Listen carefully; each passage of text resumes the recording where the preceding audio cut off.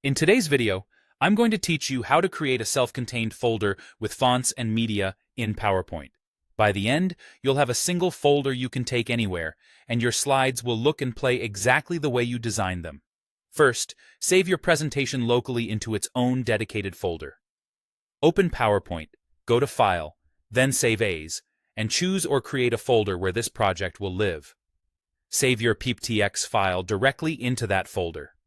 This simple step is important because it keeps everything organized and sets you up for reliable, portable links. Avoid saving on cloud-only locations at this stage. A local folder ensures PowerPoint finds your files even without internet access. Next, embed your fonts so your text keeps its formatting on any computer. Go to File, choose Options, then Save. Turn on Embed Fonts in the file and select Embed All Characters for full compatibility. This preserves your typography even if the other computer doesn't have your fonts installed. Keep in mind, embedding fonts may slightly increase file size, but it's worth it for consistent visuals. If you don't see the option, your edition of PowerPoint might not support font embedding, in which case, choose widely available system fonts. Now, collect all linked media.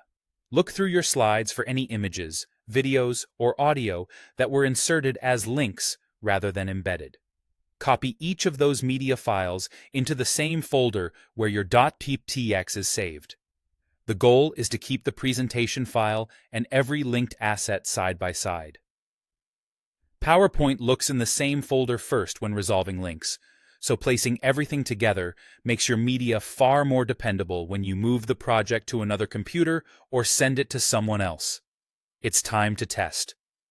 Close PowerPoint, navigate to your project folder, and open the presentation from there. If possible, repeat this on another computer.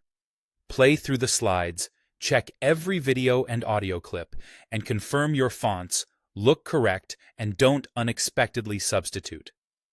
Catching issues here is much easier than troubleshooting during a live presentation. Finally, package the folder. Select your project folder, right-click it, and choose Send to, then Compressed or Zipped folder. This creates a single archive that keeps your PowerPoint and all related files together. It's ready for distribution, backup, or sharing with a colleague or event organizer. That's it. With a dedicated folder, embedded fonts, gathered media, thorough testing, and a zipped package, your PowerPoint is truly portable and presentation ready.